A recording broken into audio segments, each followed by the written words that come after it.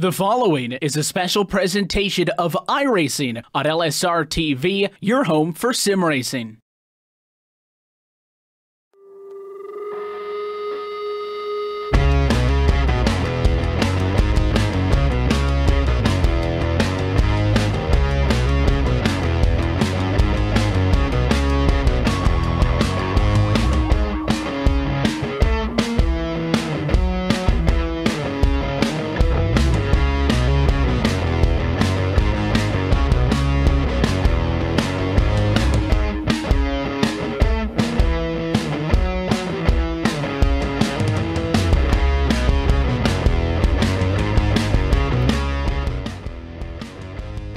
Good evening, racing fans, and welcome back to LSRTV in a brand new series here of the Superspeedway Cup Series. We are live here at Daytona. It's beautiful sunshine outside, and we're here for front row qualifying. So, two segments to tonight's broadcast. 40 minutes now of solo car qualifying to set your front row for the 500. Coming up after that, in approximately 40 minutes, we have a shootout race, which will be an 80-lapper here at Daytona. Rachel Wyford and Gabriel Wood up here at the booth tonight, and Gabriel, well, we're waiting for the first cars to head out on track, and for now, it is pretty quiet here at Daytona, but the season is about to get going. Pretty quiet. Cars getting rolled to the grid. I heard earlier about who was going to be the first driver to go out for his first time lap. Excuse me.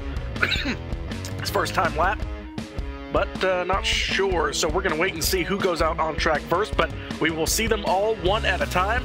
You'll get to see your favorite Super Speedway Cup driver out to try and make the front row for the shootout in just a few minutes. Certainly will on the drivers we have in this session for the shootout are Ruben Now II, Seth the Merchant, Michael Cozy Jr., Chris Bassini, Mark Jorgensen Jr., Lucas Cram, Harry Tiller, Ricky Wall, Scott Warren, Ramon Evans, Rodney Wofford, Rod Flagg, and Spencer Preet. All race winners this season, I believe, or last season. Actually, no, discount Lucas Cram and Ricky Wall, so we'll have to see how this one will play out, of course, as the cars get ready to head themselves up on track. Could well be the 37 here. Spencer Preet going for his first shot out.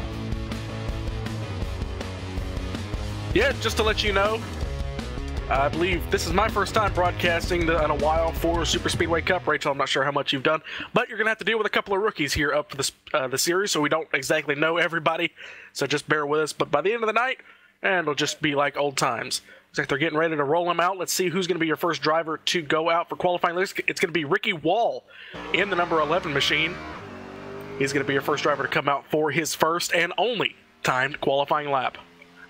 Absolutely, we'll have one lap to do. So this will be an interesting one to see, of course. He'll have one lap up and around the track to try and get as much speed as he can there, sticking to the high line. Longest way around this Daytona racetrack, up there on the high side. He'll get that one timed lap to see if he can put it in the front row for the 500. So of course, running through at the moment, we'll see whether he can get round and kick this thing off. Of course, last season was absolutely fantastic. The finish was incredible, and we've had a bumper season. 15, 16's looking set to be really, really exciting. And well, it should be nothing short of that. The drivers, of course, top of the game. Getting used to how this car handles now. We had last season, of course, a package change for the cars, Gabriel, partway through the season. That changed things up a little bit for these guys, but this season, ideally, it's all one package of the cars, so should be a fairly simple process. And that change to the cars really made the Super Speedway racing a lot more interesting, at least that I saw it from my point of view. So it'll be boating toward the 2018 season, what we see here. But watch what Ricky Wall in the number 11 machine, who's on track right now. Look what he's doing. You know, your brain tells you to just ride around the bottom side of the racetrack, but once you get to turn number 3 and turn number 1, when you try and crank that wheel to the bottom, you're actually scrubbing speed off. So what you'll see these guys do is ride about a lane or a lane and a half up on the racetrack and dive it down into the corner so they don't scrub that much speed off. So as he comes to the line for lap number 1, he's going to cut it to the apron. Let's see what he's going to do. Ricky Wall is going to qualify at a 47.959. He is on provisional pole at the moment. He certainly is. I'm not sure that'll last very long. 9.59 does seem a little on the slow side, but we'll have to see what happens as our next competitor will take to the racetrack for today's qualifying. That's Lucas Cram. Number 44, Ford EcoBoost. Ford Fusion going to the top side of the racetrack as well. So he's going to look to run the exact same kind of line, but you know, it's just these minute differences. You won't see, Rachel, that much of a difference between your top qualifier and your 12th place qualifier. They're all fighting here in this final round to get onto the pole for the 500. And it's just like regular NASCAR. The front row, they're locked in. The rest of the field, they're going to have to race through the duels in just a few days. But as he goes to the top side of the racetrack, one little slip up in turn 3 or turn 1, you scrub just a little bit too much speed off, that kills your corner, and you're not going to be able to make that up here on the Superspeedway. Absolutely not. And well, the single car qualifying is all about being super smooth. And these guys can do just that. It's a practiced art qualifying on the Superspeedways, and in fact it's even become a bit more refined from the old days of when you had 2 qualifying laps. It used to be that you of course would stay up high for the out lap, stay up high for the first timed, and run the second lap of your last chance saloon and qualify with that. It would be the fastest lap anyway, so make it count. And of course this time they only have 1 shot, so 1 lap is all they've got. They've got to go down low straight away. It's all about keeping that car smooth. And it's gone down quite low here on his out lap. I wouldn't have gone down to the bottom in 3 and 4. Normally you come out to 3 and 4 high, and you drop down almost midway through the tri-oval here, almost from where he is now, and down as you cross the line. He seems, however, that was the end of his lap though. Sorry, he's actually gone faster there by 0.02 of a second. What a flyer. That's why he was on the bottom then. So yeah, 0.02 of a second faster. Monumental lap there by Lucas Crown. We'll see who's coming up next. And these guys have done so much testing trying to make the 500 for the Superspeedway Cup that you will see, you know, that may be your difference between first and 10th. Yeah, Scott Warren is your next car on track at the number 66 or 76. I've got a little bit of dyslexia here. I've also been told by a friend of mine, Richard Regan Jr., to not die on the broadcast. It's okay, there's a paramedic standing by, so I should be okay. That's a good suggestion. But Scott Warren... Don't die on a broadcast, that's bad for you. Yeah, it'll leave you by yourself, and then we'll have Cisco broadcasting, so... Oh, to be fair, I did that last time out. Last week we had the back at the beach, the money race with the late model, super late models, and I was pretty much mid-flu at that point, so I was pretty close to dying during that weekend of broadcasting as I have ever been in my commentary career. We had 5 hours of qualifying and about a 3.5 hour race, and yeah, my voice was borderline not there at the end, so that was one of those particularly tenuous moments when you think you're about to lose your ability to actually keep commentating. But as we're actually watching now, Scott Warren out on his timed lap here, keeping that thing trimmed to that yellow line on the bottom.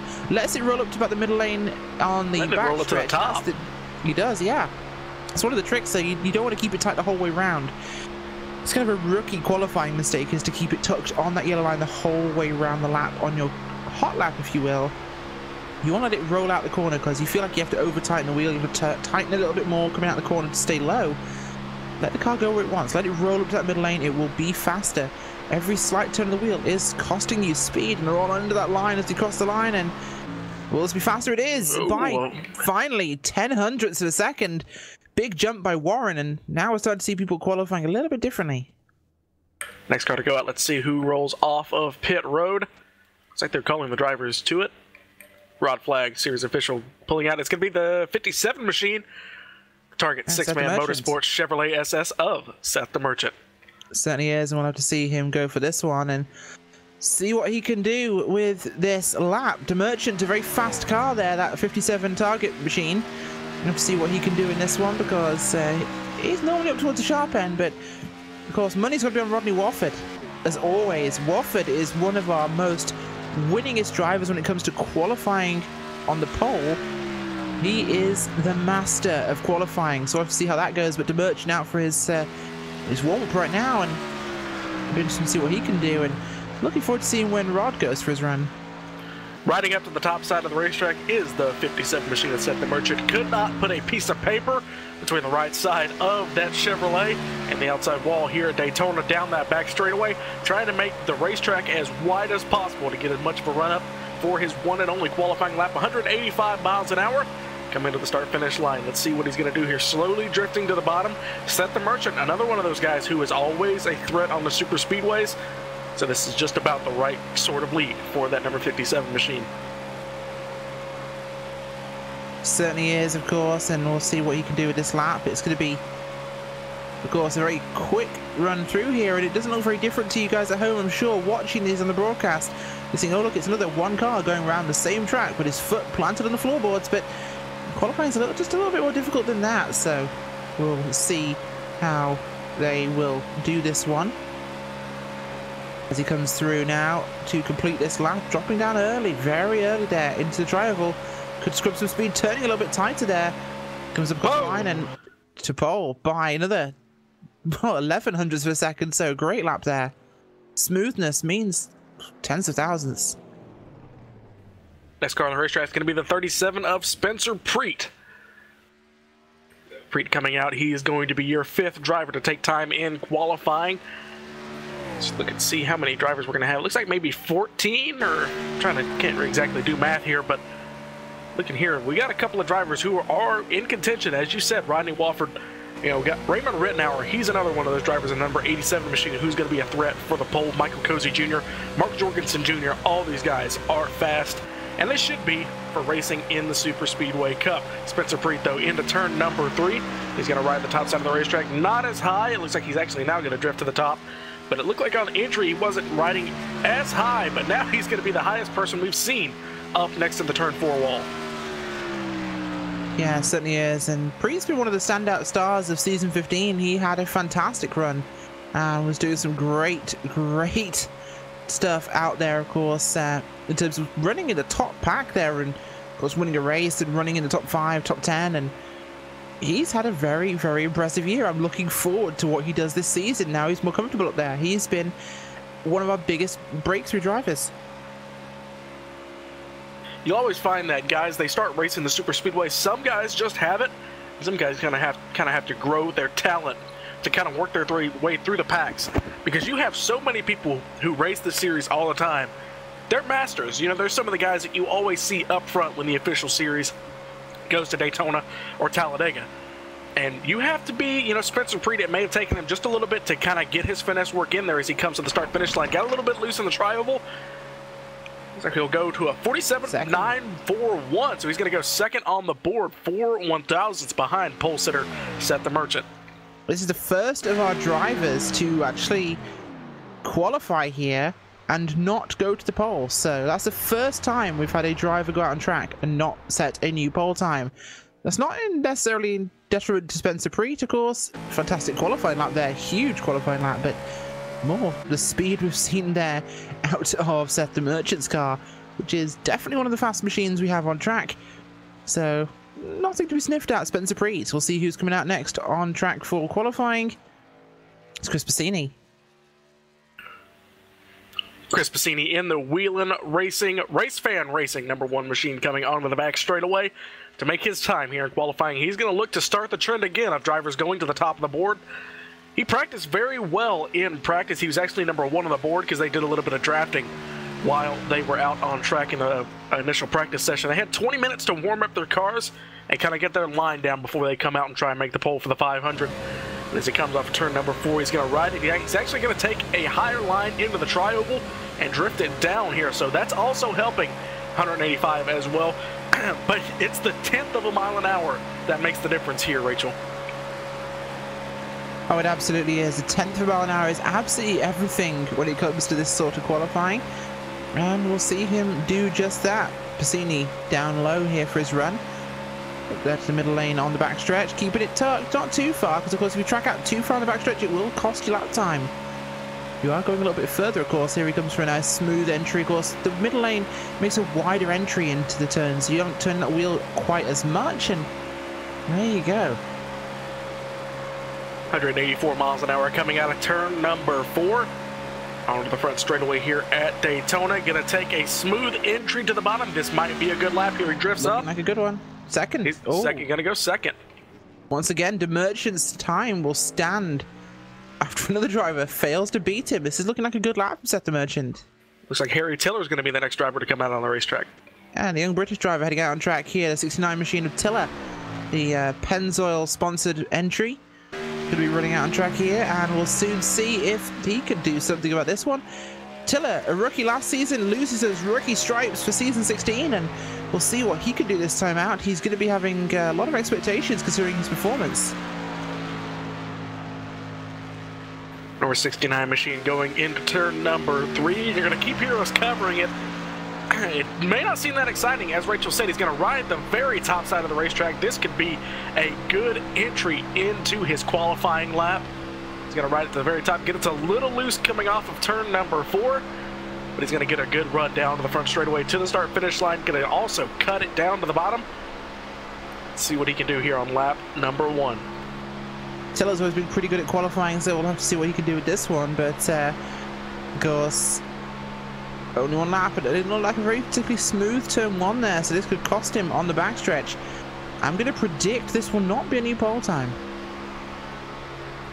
Going down the back straightaway, let's see what he can do. Gaining a little bit of speed, but we're going to have to see. I'm predicting maybe about a 3rd or 4th place qualifying effort.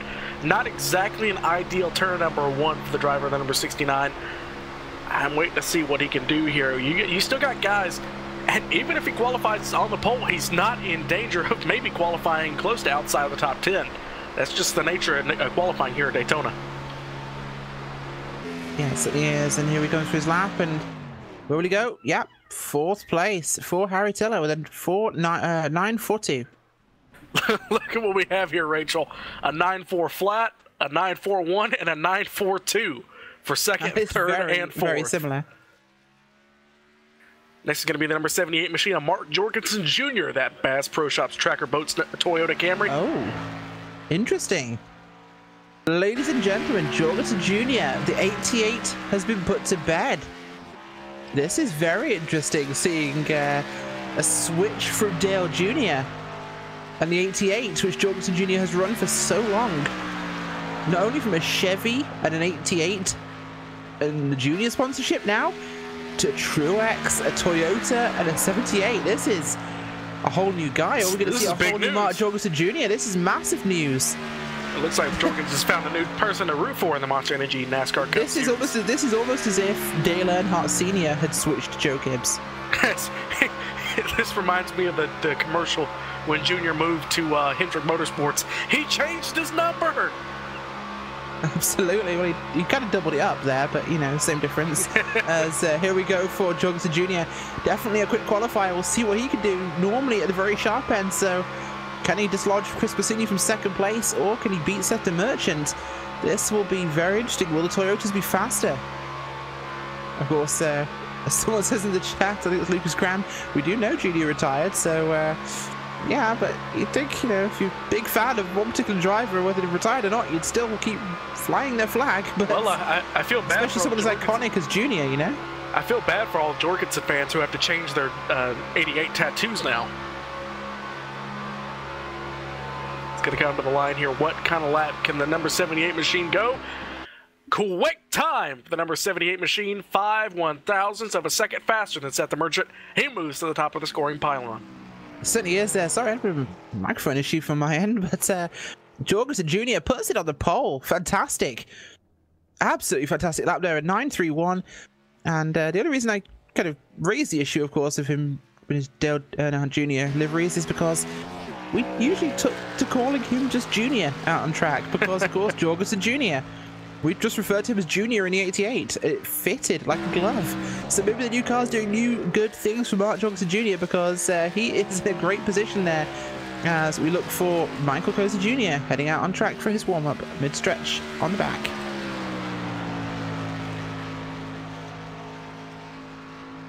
Going into turn number 3, Michael Cozy Jr., another threat for the pole here. Ran a 47.627 in qualifying, so a little bit of draft aid for the number 77 for that qualifying lap that he had there, but still a good effort in the practice qualifying session that we had. Comes off of turn number 4. What kind of entry will he have into the tri-oval? And also turn number 1. Looks like a little bit slow getting into the tri-oval. I saw him hit 185 miles an hour before the start-finish line, but not as soon as I've seen other guys hit it. So it may not be as good of a lap, but it looks like a little bit squirrely in the turn number 1 as well. Looking that way, we'll have to see what he can do. Because Junior, of course, had a great season as well in that 77 car. We'll see what he can pull this time out this year. And as Lucas reminds us again, we can still call him Junior because Truex Jr., but it's not quite the same Junior. Nobody called Martin Truex Jr. Junior. They call it Truex. Well, they can now, but I don't think they're going to because NASCAR fans like elephants, they never forget. Coming off of turn number 4. NASCAR fans get offended. No, I'm not saying anything else similar to elephants. But anyway, coming across the line, here we go. We'll see what he can do here for Michael Cozy Jr. And goes it to is third. Not bad. Not bad for Michael Cozy Jr. A little bit of slip up in turn number 1, but still. And here he comes. The number 23 machine of Rod Flag. A little bit of an ode to Johnny Benson in that certified Toyota dealer's number 23 machine as he comes out onto the racetrack. He will be, looks like your 11th qualifier, maybe? He will 10th? be, yeah. Or no, he'll be your 10th qualifier. Here comes Rod Flag. The man, the myth, the legend. The 23 machine out on track in a Toyota. He's changed teams as well. Of course, he used to be running that old Pontiac Grand Prix for so many seasons, and now here we are, the Benson paint scheme on Toyota. Rod Flag at the wheel, another Toyota in the series. There used to be barely no Toyotas in the Superspeedway Cup Series, Gabriel, but now they seem to be brimming over with Toyotas. And all NASCAR friends, again, get triggered. They absolutely are. Even though I love reminding NASCAR fans that out of all 3 cars, the Camry, the SS, and the Fusion, Fusions are all made in Canada, and the SSs are basically Golden Commodores from Australia. So the Toyota Camry is actually the most American of all of them because it's all right, now built in the US, market. Now I'm starting to get mad. But it's true. The Toyota is the most American car in the field. So get triggered all you want to, but this is the most American car you will find in NASCAR. You might as well paint it with a huge American flag because that is America through and through. I will say the Toyota is the best looking car of the Cup Series because that nose is just aggressive. It certainly is, and of course, Toyota is one of the best names to say with a Southern American accent, like most of the NASCAR commentators. So here we go for Rod Flag. What will his time be as he comes across the line in his Toyota? It's a new pole.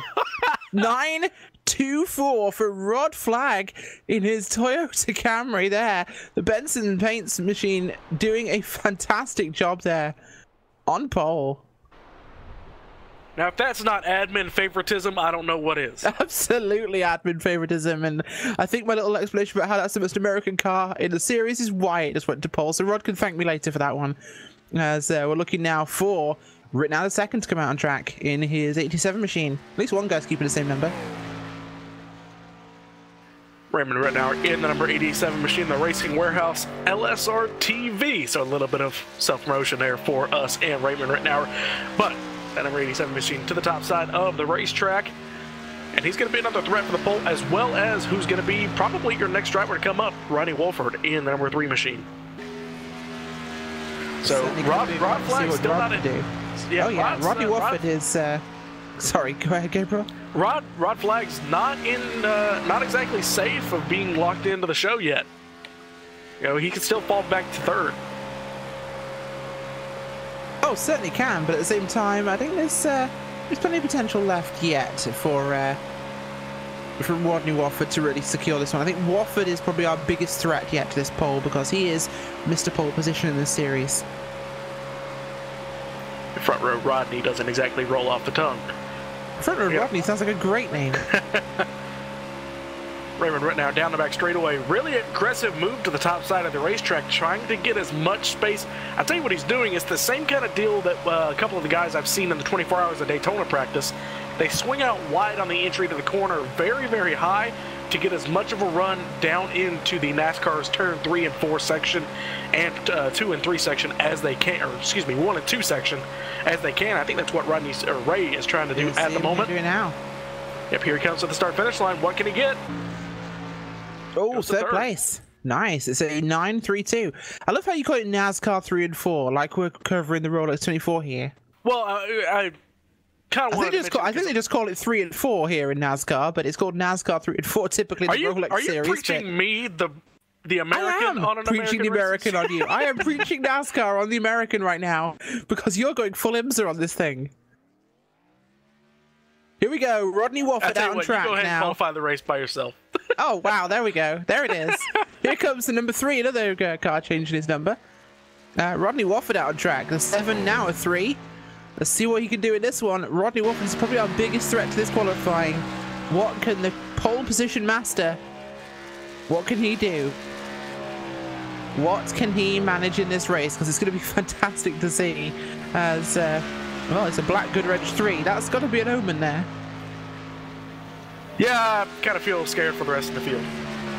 Rodney Wolford in a 3 machine at Daytona. This might not be the most exciting of Daytona 500. You might see that 3 machine out front for the entirety of the event. That would be nice to see, wouldn't it? A black number 3 running out front for the entire race. Let's see what Wolford does with his qualifying lap. Coming to the start-finish line here, 185 miles an hour as well. Let's see what he can hit by the time he gets to turn number 1.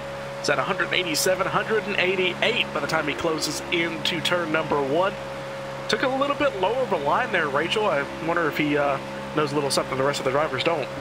Maybe he does. We'll have to see, of course. He's definitely winning his qualifier. Winning his Wofford. There we go. We've got a name for him now. But there you go.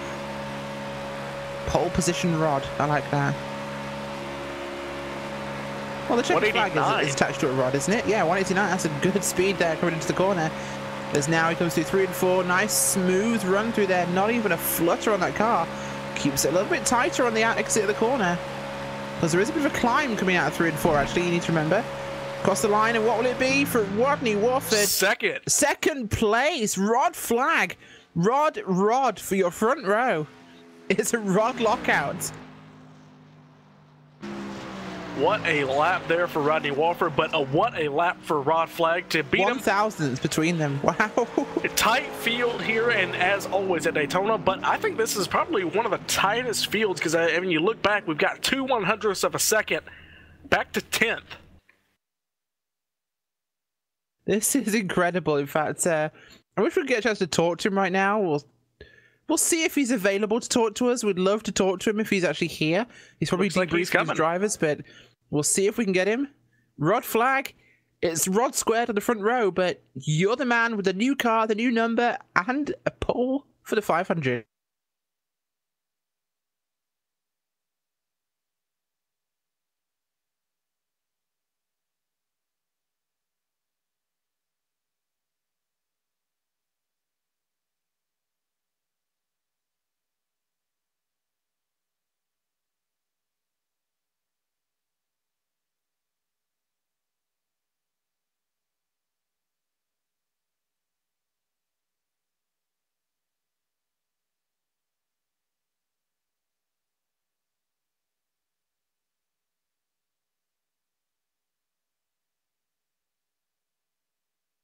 We'll see you soon.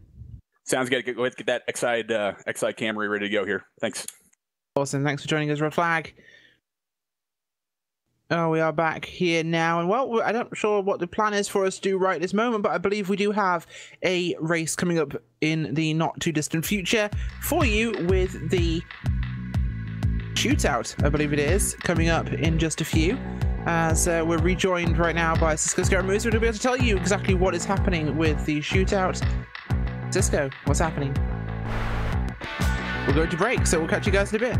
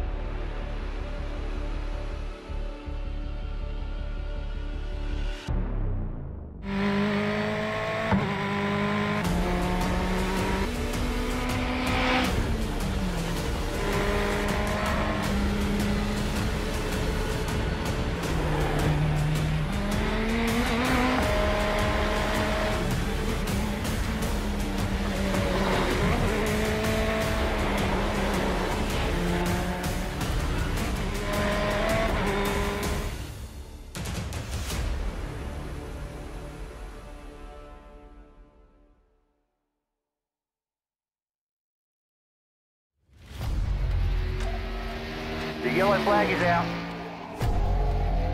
Pit road is now open. Keep your eye on those gauges. We'll give you 4 tyres. 3, 2, 1, now.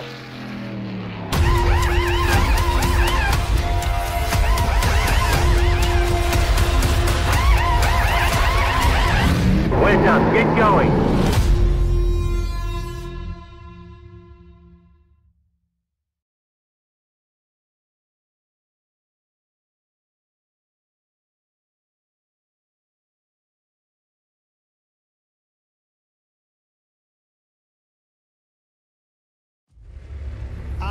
Racing, you wanted the best, you got them 4 abreast, often imitated, never duplicated, the greatest show on dirt, the World of Outlaws.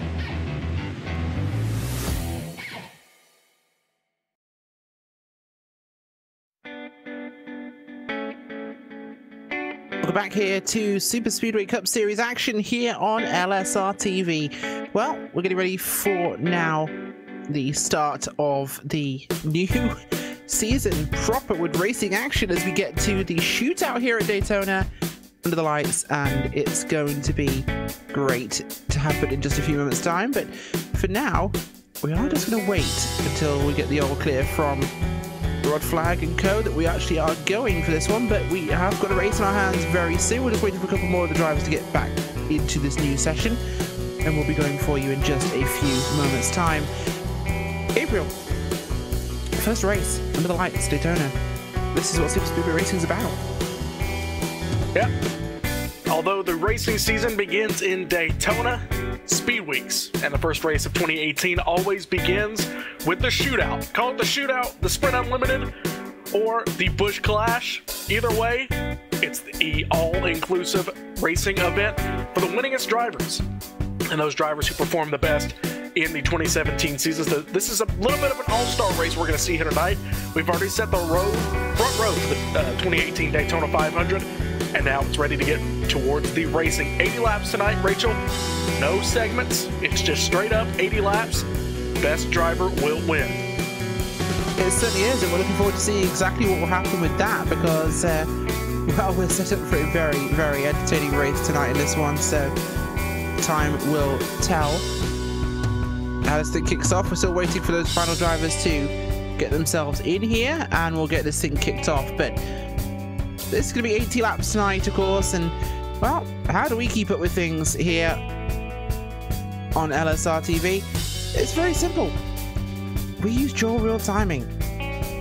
Dual reel timing is actually what brings you some of the coverage here on LSRTV and coverage of the Super Speedway Cup Series. It's the official timing software of LSRTV, and whether you spend your time on the sim behind the wheel, on the pit box, or from the spotter stand, JRT is the go-to software for iRacing timing and scoring analytics. Get yourself a basic download or get the pro version today at joel-reel-timing.com. And while we're sitting here, I'd like to go over the schedule for the 2018 season, Season 16. It's going to be, the race number 1 is going to be Daytona, January 19th, 124 laps at the Super Speedway. Race number 2 in Talladega. They always cycle the races, so the next race #2, will be in Talladega. The second, we're going to turn back time, go 90 laps at Daytona 2007. Everybody's favorite bumpy 200-mile-an-hour speedway will be back February 2nd. A couple more races. Race 4, 5, And then you have the stars fell on Alabama 250 at Talladega, 94 laps. That'll be one to look out for, a long race. I'll tell you what, it's going to be one heck of a show for the entirety of the 2018 season. Certainly is. And speaking of track facts for Daytona, well, this track is 2.5 miles in length, 4 turns, banked at 31 degrees, tri-oval at 18 degrees with a backstretch at 2 degrees. Of course, the fastest ever lap here was actually a Daytona prototype. And that was Colin Brown, Michael Shank Racing back in 2013 for Roush Yates 4D EcoBoost there in their Daytona prototype. But that's not NASCAR. NASCAR is what we care about here, and that's what we're focusing on, of course. But the fact is, this track is hallowed racing turf, and we're looking forward to seeing a fantastic one of this tonight. Practice still going on, the cars out of track, just getting some last minute practice in before we go in a few. And we'll be ready to go for that very, very shortly. It's going to be an exciting race, and we're going to show some practice on screen for you right now. But a couple of drivers you I'm not recognizing. Some guys moving up from the DX team, moving up from other series. And there's some things interesting, like Alexander Russell, Matthew Almany, Steve Parks. Also through this one, we've got some drivers coming up here too, like well, Robbie Lyons was a rookie last season. He's going to be in this one. Everybody else you really know the name of already, so we're looking forward to this season already. Yep, got a couple of guys, Harry Tiller, Spencer Preet, Raymond Rittenauer, all guys who we just saw compete in the qualifying session. Richard Regan just started racing here in the Superspeedway Cup last season, I do believe. He's been tearing it up in a couple of LSRTV series. The number 46 machine, he'll look to run up toward the front.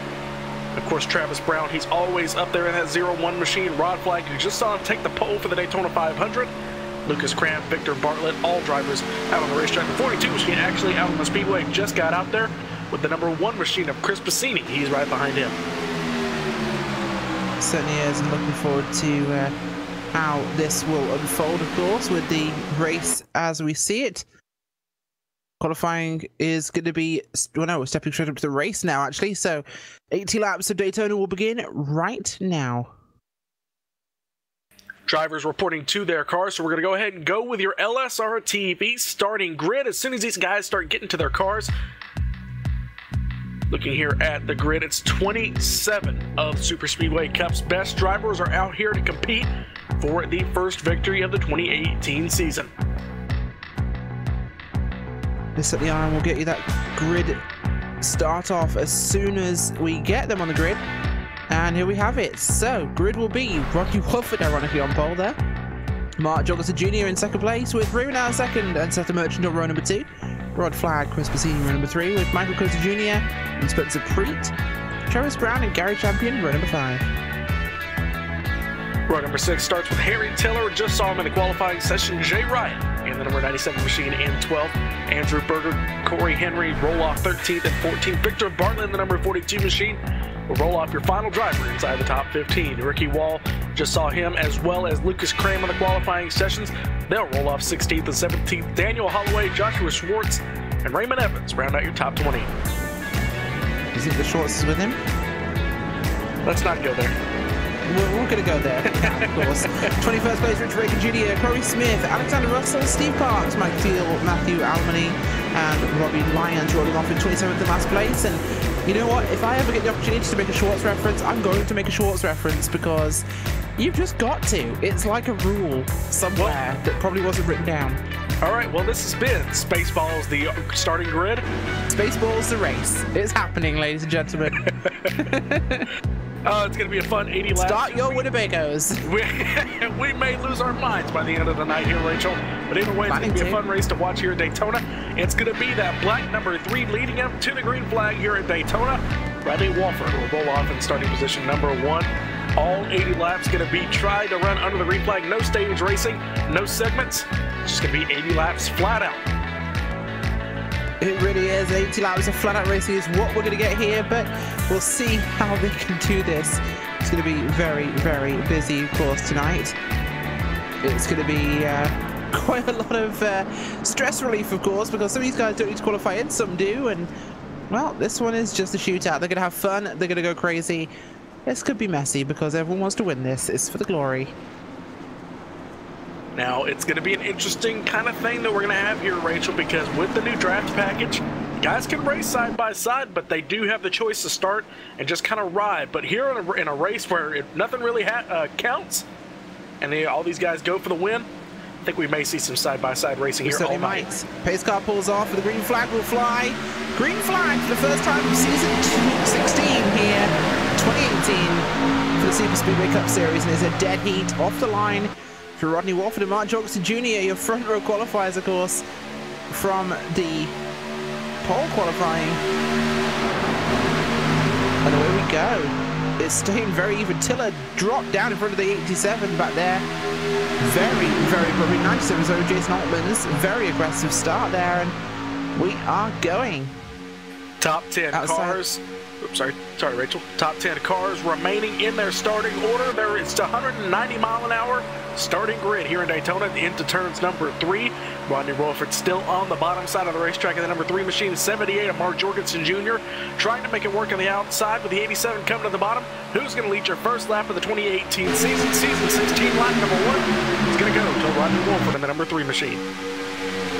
Certainly is, and that was almost expected to be on the inside line, but the outside's holding well. But then again, it is Jorgensen Jr., Seth the Merchant, and Chris Bassini. So let's just say that's more than likely they will stay up there, as they certainly have some of the faster cars in the series. But right now, things staying fairly even, as actually looks like Jorgensen Jr. actually gets ahead here. Will he pull down earlier, or will he stay there with the Merchant? He looks to pull down, and he will do just that. Mark Jorgensen Jr., new car, new livery, same old position in first. I'll tell you what, one driver we're going to have to look out for is that Harry Tiller machine, the fellow Brit, from the fellow Brit up here in the commentary booth. But that 69 machine, he just led that entire bottom side up to the back bumper of Rod Flagg, who we know is a fast driver. That 69 machine, he had all those guys behind him, led him from about half or a couple of car lengths back. He had an opportunity to move to the top side, but I think he just wants to stay on that bottom. Well, we still have that battle for the lead raging on. Jorgensen Jr. to the outside. Walford got it back in turn number 2. But the 78 machine to the top side, trying to get it back on the Daytona Super Stretch on lap number 3. It certainly is, and we'll see how this one does push forwards. But the racing's tight here. Top 10 are 2 by 2 throughout this field, and that is a big thing to see. All the way back to the 24 and the 77 back there. Berger and Cozy Jr. back in the top 10. The 42 holding on there. That's Bartlett. As this field is getting very, very, very busy. Yeah, a lot of race fans be a little confused seeing the 78 up there with Jorgensen Jr. behind the wheel. Well, there were 2 juniors in NASCAR. Now there is 1, and he's in the other junior's car. So, just to confuse you all, Mark is, well, he dropped 1 from his number, to be fair. He was 88 to 78, but it's close enough. That's 10 numbers, actually, Rachel. 1 in terms of digits. 8 turned into a 7. But if you want to be pedantic, yes, he went down 10. A couple of drivers working their way up through the field. Victor Bartlett in the number 42 machine started in 15th, now up to 11th by the time they started across the start-finish line. Now up to 9th, so he's so far one of your biggest movers. Another one of them is Joshua Schwartz in Spaceballs, the number 34 car. And he started 19th up into 13th. Joshua's probably going to kill us by the end of the night. Absolutely, I hope so. Well worth Either way, we move forwards as the outside does start to drop back a little bit here as Jorgensen Jr. went back up to the top side, and there's Tiller, DeMerchant, Cassini, and Jr. up there on their own, but, well, they haven't quite got the same momentum as things start to string out a little bit. Harry Tiller picked the wrong time to jump to the top side of the racetrack. That 69 machine was on the bottom, led that charge, as I said. Now he moved to the top, and there's only 5 cars, now 6. They're actually starting to gain a little bit of momentum. The 3 cars still had the lead at the start-finish line, but Raymond Rittenauer, the second, and Mark Jorgensen Jr. side by side for second. Then back to third, Rod Flagg and Seth the Merchant. Those drivers all ran qualifying. The first driver who didn't get to compete for the pole in the Daytona 500 is Jay Wright, who started 12th, now up to 6th, the number 97 machine. Yeah, he definitely is, and we'll see how this one does flow, because lap 6 so far, we know we're looking at about 21 laps on fuel with the new build, so 21 laps is pretty much our maximum. So the further we get towards green flag stops always becomes the debate, Gabriel. It's always a case of, do we reach green flag stops? If we do, the chances of going green even further is higher because the field's spread out, or if we wreck before it, will we ever get a green flag? You know, some places like Phoenix or maybe Atlanta, you can't really tell when the fuel run's going to run out. But here at Daytona and Talladega, you can really tell, because if they're side-by-side racing, you start seeing guys just drop down to the bottom. They'll be racing their hearts out on the outside lane, and then all of a sudden they'll drop to the bottom. You don't know what they're doing. They're coming to pit road because you want to be on that bottom. You want to get all your teammates, all your partners down to the bottom side of the racetrack. That's really where the wrecks come in here at Daytona. You also have a high chance of running the green flag out if you make green flag pit stops. There's also a good chance that you'll see the caution coming to pit road. Oh, absolutely. And of course, caution coming out as you do approach pit road is always one of the biggest concerns for these guys, but well, they're doing their best to make sure that doesn't happen too soon for us. Although the racing is fast and it is furious up here, no Paul Walker in sight. But well, we do have a little bit further back in your pack. It's back to the 12 of Corey Henry and the 37 of Preet up there. They are our last two cars, too wide, I should say, back in 16th place. So the majority of your field here actually too wide in this thing. This is looking like a real Daytona race. Everybody just 2 by 2 by 2 riding around the track, and probably the same thing, nothing will happen. Top 24 throw them under a blanket here on lap number 8. Buddy Walford still out front, but that's going to change by the time they get to the start-finish line, because Jorgensen Jr. goes to the top of the scoring pylon here at Daytona Superspeedway. The World Center of Racing here on LSRTV. We're almost a 10th of the way already through the Daytona Shootout for the Superspeedway Cup Series. As Rachel said, throw your top 15 under a blanket because they are side-by-side, a high-speed pace lap down around this 2.5 mile Superspeedway. 78 lost the lead as they come down the back straightaway. And what I've learned here at, this is the time you really want to start learning, Rachel. Because if you're running around the Superspeedway just trying to get to the lead, yeah, you'll get the lead sometimes, or you'll get up front, but you don't gain any knowledge. What the 78 needs to do, he's learning what he can do to kind of beat the 3 if they're, or whoever's below him. When they come to the end of these races, like whenever I was running the RSR Winter Series at Daytona, I used the first couple laps of the race, or the first half of the race, to learn what the outside lane could do, how I could hold off somebody on the inside. And luckily I was able to do it and win the race, not bragging or anything. But the 78 machine, if he can just kind of stay out there and learn what the 3 machine is able to do on the bottom, it may come in handy later. Oh, absolutely, but I don't think anyone's really going to be curious about what the 3 is going to do, especially at least the 78. Those who know each other incredibly well. In fact, I'd safely say the top, I don't know, top 9 cars right now know each other like the back of their hands. These are all seasoned veterans and pretty much used to exactly what the other ones are doing. They can read every body motion of every car and define it perfectly, but we'll certainly have to see. Want to go back to the lead. Outside lane starting to make a push again. Now, Rachel, how long does Seth the Merchant? I've known from racing him a while that he's not exactly afraid to move to the outside and make it 3 wide. If he can get some guys lined up behind him, do you think he wants a shot to try and take the lead? I don't think he'd say no, personally. It seems like the sort of thing you'd see from 78, but, well, I don't think he's in a rush. Looks like he's already testing the waters on the outside lane. I said that because as he gets turned! Top 2 get taken out. Seth the Merchant gets turned. Big wreck in turn number 1. And that was 97 there. Jason Altmans gets into the rear bumper of the 57, turns him round. Wofford sideways in front of your field. Big carnage there in turns 1 and 2. And the quarterback is toast. That is basically your entire field. Hopefully we're going to replay showing that, but yeah, basically right there, you just watched 27 cars wreck. Was it good for you too? 10, 11, 15 cars I'm already seeing. Looks like the 12 machine, the 69. All guys taken out, guys plowing through the wreck. And I had to get a little bit of a tally of who made it through. Your only driver from inside the top 10 who made it through was your leader, Mark Jorgensen Jr.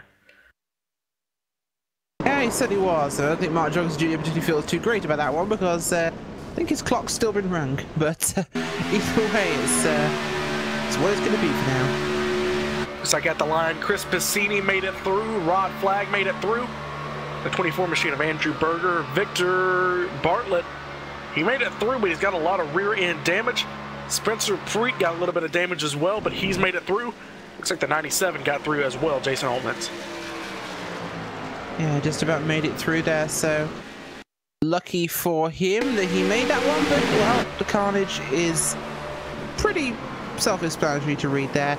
We're going to wait for our field to get re-jumbled up here and we'll get pit stops, but whilst everyone tries to find out if they have a race car left, we're going to take a very short commercial break and we'll be right back with you just once the field is sorted out. Stay with us.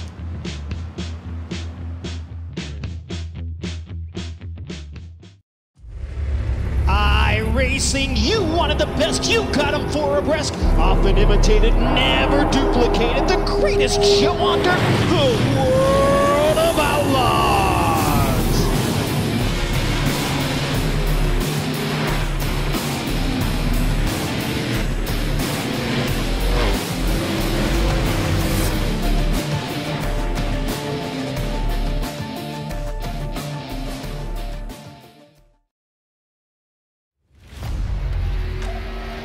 The yellow flag is out. Pit road is now open. Keep your eye on those gauges. We'll give you 4 tyres. 3, 2, 1, now.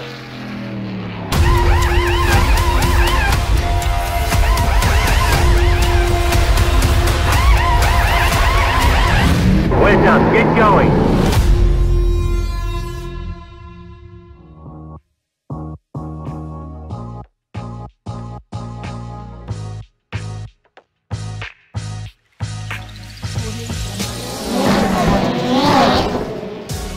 Red Bull GRCs are now available on iRacing. I personally put my blood, sweat, and tears into this thing, developing the cars, the tracks, the dirt, making sure it is authentic as possible, and I really think you guys are going to love it. The best part is that this 600 horsepower Volkswagen Beetle is free to all members. So get signed up now and come race me online.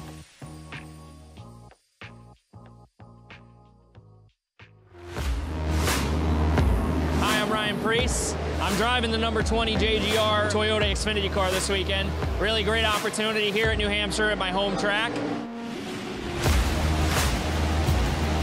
Over the past 2 weeks, I've been on iRacing, practicing a little bit here and there with the modified and the NASCAR Xfinity car, so it's been a lot of fun. It's been a great tool for me to kind of get used to that stock car body again and be prepared for the race today. Well, yeah, it's a mile long, so the draft kind of plays into effect here with the modifieds. Punches a big hole in the air, and we run restrictor plates. So it makes a big difference. Just really fast, and it's our Daytona. So that's what's great about it, and we have a fast car for tomorrow.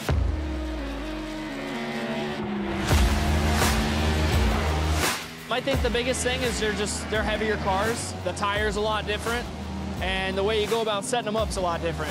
They use all 4 tires more than a modified, where we typically drive off the right rear, you know, so. Well, actually, it's funny. I raced NASCAR race in 2003 before iRacing came about. And then when iRacing came about, my friend Kevin Iannarelli, who works at iRacing, kind of told me, hey, man, you need to switch over to this. And when I did, I was like, oh, my God, this is like real life. So I started using it as a tool of mine to really prepare for modified races, whether it was Stafford or Thompson or Loudon, Bristol, and then obviously the Xfinity Series last year, going to road courses, trying to get laps, and use it as a tool that can get me as prepared as I could be without actually doing it. So it's been great.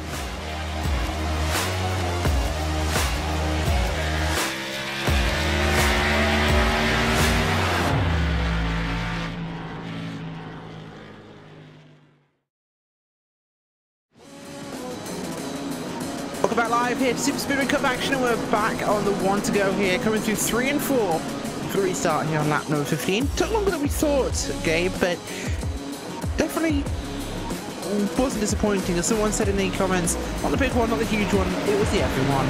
They were quite right. It was literally NASCAR Skittles. But as the pace car will come out of turn number 4, it'll make the hard left-hand turn down pit road, which will not be its only time this night. Leaving the field of the commander Jason Altmans and Mark Johnson Jr. up front, who will get ready for this restart. And to paraphrase one rather famous gentleman, boogity, boogity, boogity, let's go pacing, boys. Oh, no. Jason Altmans to the lead. involved in that wreck, but he's going to get the lead here. Well, as we Rachel discussed, wasn't exactly an intentional incident, just kind of one of those things that happens here at Daytona and Talladega. One guy comes up the racetrack, one guy comes down, and he ends up getting turned around on the back or the front bumper. But Jorgensen Jr. on the outside, trying to get it done. He had the entire field taken out behind him. Rachel has this for ironic. He's in the exact same position as he was before the wreck. It certainly is. It's one well suited, but Altman's out front, who was kind of the car that caused the wreck. So that's an advantage to him, I guess, as Bassini pushes his way up to the high side ahead of Wofford, his teammate there. And we'll see how these boys will filter through with this one. Jorgensen Jr. held out on his own up front. Not going to be enough for him there to really do anything with, but right now it means we're looking for a quiet segment here, as not a lot of cars up top, not a lot of momentum or movement, and field stays quiet as it looks like Bassini's looking for a hole. Altman's had a pretty decent 2017 campaign, 1 win, 2 top 5s. Definitely looking for more. Looks like that driver's going to try and start off 2018 with a bang by getting the win here at Daytona. But Andrew Berger up from 13th. These drivers from 12th and 13th respectively, and then 19th. Joshua Schwartz, he's up to 3rd. Doing one heck of a job. Little bit of a gap left on the bottom side by Andrew Berger. That 34 machine almost dropped to the bottom trying to get there. And how's this 69 of Harry Tiller? He was involved in that wreck. He was one of the main guys caught up. He had a hard hit. Now he's back up inside the top 10. Looks like he actually gained a spot by being in that wreck. Sometimes these things play out in very strange ways, because normally in the Superspeedway, the guy who causes the wreck normally gets out of it scot-free, which is one of those weird advantages in a lot of cases, but we'll keep our eyes on this one as it progresses. Tiller drops down. 9 gives him a bit of a shove. Wasn't expecting him to come up there so quickly. That was Matthew Almany.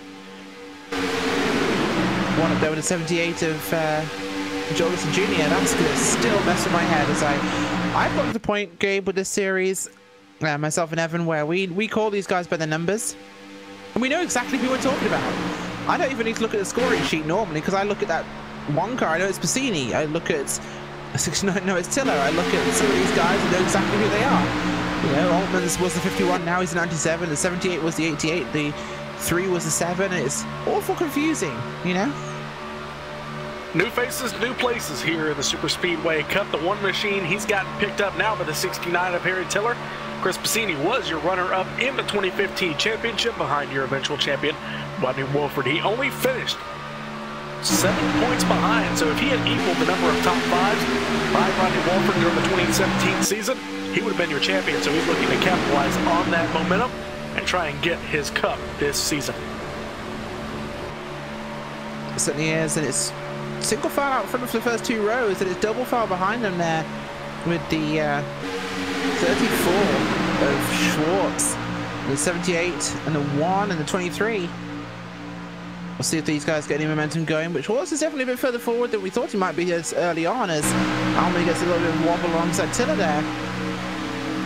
Schwartz's car is definitely looking quick tonight there. Looks like a little bit of side drafting being done by the 78 up front. About 2 seconds around your pack back to the top 20.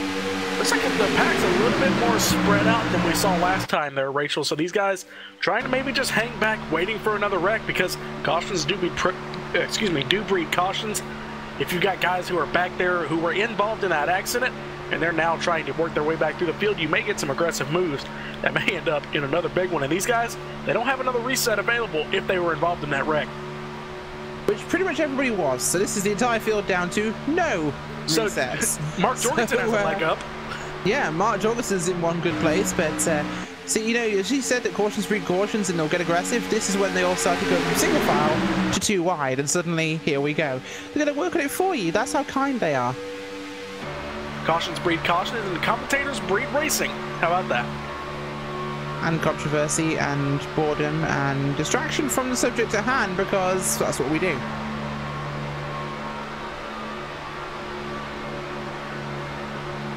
Excuse me, I was dying again. That's absolutely fine. Feel free to die and just don't do it on a broadcast. It's bad publicity. As the 78 gets up there alongside the 97, he's going to do what he can to keep himself moving, but a bit of a gap behind him. Back car length back to Bassini. He could do with some close support, I think. Bassini trying to get work done there on the top side, trying to push the 78 finally to the top, to the tops of the racetrack. and to the top of the leaderboard. He gets it. The 78 got to come down. He's going to wait for the one machine to get clear as well. Looks like he's actually going to ride in the middle. Now Chris Bassini, it's his job now to kind of push that outside lane and try and get to the lead now at 78. I believe that's the first time since the beginning of the race that the 78's been on the bottom side of the racetrack. Well, he did it a bit earlier on when he got to the front, but he went back up again to play with the top side and lost that lead. So maybe he'll stay down there this time. Now he's in a commanding position of having a reset and being at the front. So your updated running order at lap number 23. Want to update you when they come by the start-finish line this time by. Been a lot of movers and shakers. Rodney Wolford is up back inside the top 10 now. He's 9th from the pole. It looks like the 97 machine actually pulling off the racetrack. So what's going to happen? What's happening with the number 97 machine of Jason Altman's? But your updated running order, Mark Jorgensen Jr. is in the lead. Chris Bassini looking to change that. He's on the outside lane in second. Andrew Berger in third. Harry Tiller in fourth. Joshua Swartz and Rod Flagg. Rodney Wolford, Travis Brown, Robbie Lyons, and Matthew Albany, the number 9 machine. He just moved up inside the top 10. But I wonder what's wrong with the number 97 machine, Rachel. We are not sure. He's definitely having some issues tonight. In fact, he's dropped down your order surprisingly quickly. Either way, it's terminal. He's out. It is. Altman's is out. He blew his engine, I think. Nothing happened with the number 97 machine, but while we're talking, Chris Bassini moves to the top of the leaderboard. He goes to the number 1 position coming out of turn number 4. And now Harry Tiller is going to inherit the top side. Look who he's bringing with him. He was 9th at the start-finish line last time. Now he's up into 5th. So inside the top 5 is Rodney Wolford, your 2017 champion. Certainly is. Now would be a great one for him to see what he can do with this one, of course. But it's definitely going to be a development now. We've lost lost Altman's from this one, but we'll see how the race progresses regardless. Bassini out front there. Tiller now leading the outside line. It'll be interesting to see if he can do anything here. Looks like he's actually lost a little bit of momentum all over the racetrack. Doesn't have the support behind him. The next car is back. About a car length is Travis Brown. He's now caught up to him. So Chris Bassini, he does go to the top of the leaderboard now. Top 4, excuse me.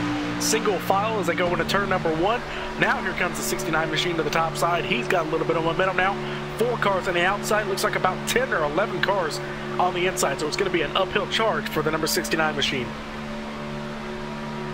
Certainly is, and we'll see if they can push hard enough here to make something happen. But it seems like they're fairly static. They've not fallen a little bit back on the outside. It's not quite the same grunt as before. Oh, Rachel, I think we have something new for the 2018 season. What is that? In the 2017 season, whenever Martin Truex Jr. would win a stage, he'd be called over the radio, stage winner, NTJ. Well, the boss man 78, he just gave me a great suggestion. New leader, MJJ. There we go, MJJ to the lead. But he isn't, because he isn't in the lead, is out front at the moment, so we'll get to call it here in a few laps. Hopefully we will, yeah, maybe. Who is that? Chris Bassini still out front here at lap number 27, coming to 28. Chris Bassini now side by side for 5th with Rodney Wolford. He's now holding station there on that inside lane. Behind him, it's going to be Rod Flagg in that 7th spot on the inside. He's 6th on the inside. Big shot from the 3 machine as the 69 got to his back bumper right as he was gaining some momentum. That'll shoot him to the top side, and that'll shoot him up into the fourth position. So he will. What will it do with that, though, as 34 is up there. 4th, 3rd comes alongside him. Wolford leads the outside now. This could definitely add some much needed horsepower to the outside line, but look at him moving along on his own there to the others who are really staying static. 69 drops to the bottom, as you said, leaving the 3 machine. He's side drafting his way. He's past 4th, now shooting for 3rd on into turn number 3. A little bit of a stack behind him, as looks like the number 9 lost a little bit of momentum. That'll put the number 11 machine of Ricky Wall. He's lost a lot of momentum. But the 3 machine, he is all by himself on the top side. Now he's got a little bit of support coming. But Rachel, that 3 machine is getting a little scary. And in a good way. Certainly is, and we'll have to see exactly how this one will play out. But they're moving around an awful lot, like you said. But the outside line is staying spread up enough that it's really not got enough grunt to get near the front and challenge. So right now they're just holding station. I don't think they're a huge amount of threat there. Now he's got a little bit of support here. Can he make a run up to third? And will the 78 machine jump to the top side? Because as you said earlier, these guys know each other very well. Does he know what kind of a power? Looks like he is. He's going to try and jump to the top side. They got a lot of separation behind him. If he was to jump outside right now with the momentum of the 3 machine, he'd go to the lead, as there would be a huge gap between he and the number 1 machine. 78 is testing the waters. He might just be signaling that 3 machine that he's going to move to the top. Certainly is, and we'll see if he can use it. But 78 does pull up, as you mentioned. Looking like they almost went to 3 wide there. Nearly as the 3 looked for it, but he didn't go in the end. We'll push the 78 forwards, and now it's 24 on the 1 and the 3 on the 78. 78 to the top side. Chris Piscini on the bottom. They're going to be side by side racing for the lead. A couple of drivers that the driver finished second in the championship, and the driver on the outside is being pushed by the champion who beat him. So it's a little bit of a dynamic here up front. Closing in on the halfway point, Rachel, it's been a very clean race other than the one big accident. We haven't seen too much aggressive moves here.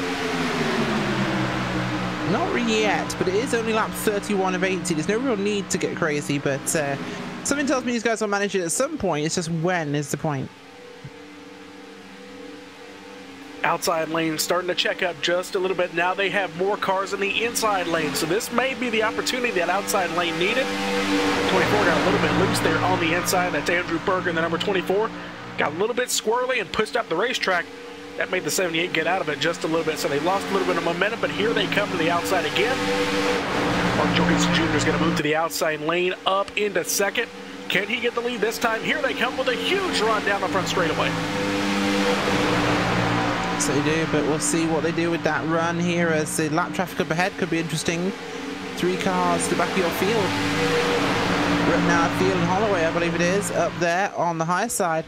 What happened to Rittenhour? That's unusual for him, but he's back there as 78 goes up there to pull some draft, and we'll use it to try and slingshot up the middle. Won't be too big a deal, but they'll get through with no major problems, as we were 3 wide there almost for a moment, as Rittenhour put himself in defense to stay out of the way of the field. That was a little dramatic, but they get through there regardless. Just to break up the monotony of racing side by side at Daytona, throw in some lap cars, and it gets a little bit exciting. 78 still in the same position, lost a little bit of momentum actually getting up behind those lap cars. Looks like he gained a little bit of speed off it as well in the long run, because now he's side by side and actually in front of 24 machine. The question is, does the one machine just kind of let it happen, or does he go up there and try and get the momentum off the 78? Well, that choice is gone now. It's 78 side by side. It certainly is, and we'll see whether that can become a factor in this race, as it does in fact go forwards. But we're looking towards when we'll get our restart. Well, of course, the restart was about lap 19, lap 20. So right now we're about 13 laps in. We're halfway through a stint. This is almost as far as we got last time by. About 2 laps off down, in fact. So we'll see what we get. Will we see another caution, or will we see things reach a green flag? Pit stop, the outside line building up there. 42 and 49 joining Brown and Tiller up there in the middle of the back top lane. Jorgensen Jr. and 3 on the top of the front, but they're making progress on their own with just 2 of them. That's just how fast these 2 are. Using the side draft to their advantage down the Daytona super stretch. 78 machine of Mark Jorgensen Jr. on the outside lane, as he has been for the past 10 laps, trying to get it done on the top side. And Rachel, as we get closer and closer to green flag pit stops, guys will start coming over the radio to each other, just saying, hey, will you come to pit road with me? Because you do not want to go to pit road by yourself, because that is automatically a way to lose the draft here. So you'll see the 78, will he wait? Because he's got the 3 and the 69 on the top side with him. Will he wait till the whole bottom lane pits and then pit with some of the faster guys? Looks like a little bit of contact between the 0-1 and the 42 back in the pack, but they keep it going, but that's going to break up this 10-15 car pack. Certainly will, and the pack is very broken up right now, but it's probably one of the factors that will help us get to that second green flag, the actual first green flag pit stop, but the second pit stop we'll see here. But with these guys being so broken up, and that's probably a factor of so many of them having a car out of commission already, being on their backups, not having anything spare, so that would be a major, of course. So we got one car coming to pit road. We do indeed. The 78 out up high. Ramon Evans in the number 83 machine. He's actually coming to pit road by himself. So it looked like a pit road miscue maybe for the number 83 machine. He's going to pull to his pit stop. Is he going to get out of his car? No, it's going to be an actual pit stop here. So I think it was just a miscue about who he pitted with. Yeah, it certainly is, and we'll have to see whether or not. Oh, where's the 78? Fuel. 78 has had issues. Oh, issues for the 78 car. He might have been dealt a cruel hand by his ISP there. As cars start coming to pit road here. Here we go. Yeah, sorry, we actually are on 20 laps here. So, 69 Harry Tiller. To pit road. 69 Harry Tiller, Michael Cozy Jr. in the number 77 machine. They come to pit road. Seth the Merchant peeling out of his pit box. Looks like he's got, look at here, Gary Champion with him, as well as Richard Regan Jr. and Alexander Russell. So 4 cars coming out of pit road. A couple of these drivers coming to pit road. Corey Henry out there by himself, so he lost a little bit of draft, and he's going to lose a lot more as he comes back on the racetrack. So it will be, of course, and we'll get this pit stop sorted. This, of course, really spreads out our field, and unfortunately, Jorgensen Jr. looks like he's out of this one. The man has the backup car still left as the rest of our leaders come down pit road this time by, including the 3 and the 23 car there. What a pit entry. I'm sorry, Rachel. I was looking at the number 1 machine, the Chris Piscini. He got the absolute most out of that one machine. What a beautiful pit entry for the number 1 machine. He's going to pull to his pit box. And one thing you want to remember, Rachel, this is the first race of the year with these guys for the new animated pit crew. It's a lot smaller pit window inside your pit box. It looks like a couple of these guys hit it perfectly. But still, you kind of want to be careful about how aggressive you are entering your pit box. Oh, absolutely, of course. And they'll need to make sure they have actually got something to do with this. But for now, we are waiting for these guys to get back out of pit road, get it back up to speed again, and we'll see what they can do in terms of racing now. But we've had a green flag stop. This spreads out our field. This increases the chance of having the green flag exponentially. Just going to have to wait and see who took advantage of coming to pit road and who was able to run a little bit faster. It looks like we got actually Joshua Schwartz. Something happened here. I'm looking to see. Looks like we had a couple of guys miscue on pit road. Looking here, we had a couple of guys actually run off of the apron. Robbie Lyons in the 7th spot. He got a little bit loose on pit exit and hopped it over the access road to the infield. So a lot of damage on the number 49 machine.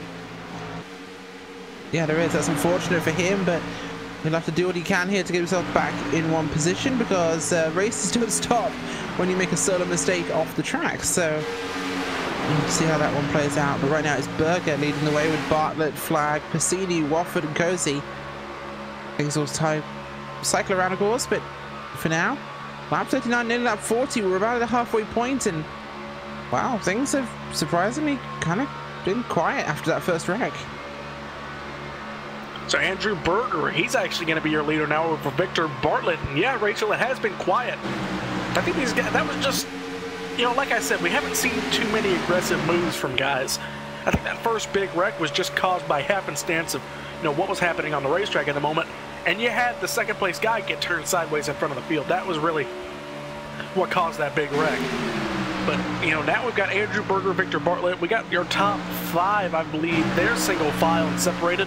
Then it's 3 seconds back to 3 more cars. Travis Brown, Harry Tiller, and Michael Cozy Jr. on the number 77 machine. So starting to get spread out.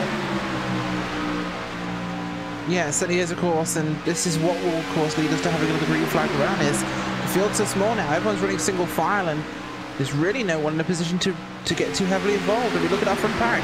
It's Berger, Bartlett, Flag, Piscini, and Wofford. That's it. 5 cars running single file, no one to really compete with them. This could go to the end this way. Now, I have seen, Rachel, you know, a pack like this, 5, 6 cars, but you get guys like Travis Brown and Harry Tiller. They did catch them last time by, you know, about half a tenth, but still, that's not nothing. If they can just start pushing each other, you know, the old 2-car draft, they can start pushing each other. You may start seeing that gap come down, but they have to be good at it. You can't just be subpar. You have to be able to lay on that other driver's back bumper to catch up. Oh, you certainly do, and wow, they're really not going to be able to catch up too easily, because that second group there with Brown, Tiller and Cozy, well, they're not too far back, but they're far enough, and 3 cars versus 5. They just haven't got the engine power to get up there. Gap this time by what's going to be at. Yeah, they did lose 0.3 of a second there, Rachel, so it's not looking good. But all they have to do right now is just kind of ride, wait for something to happen. Because this is actually when you start seeing the wrecks happen. Because you'll see guys try and jump out to get to the lead. Looks like we got a couple of there starting to face some lap traffic here. May want to watch out. They went high to let the lap car low on the inside. And now they're going to stake down to the bottom side of the racetrack. So that's one of the things you'll see, guys. You know, if you look at the front pack here, maybe the 1 machine and the 3, they start trying to work their way to the outside and try and get the lead. If they start pushing each other aggressively, you may see 1 car get turned, and you'll have a caution.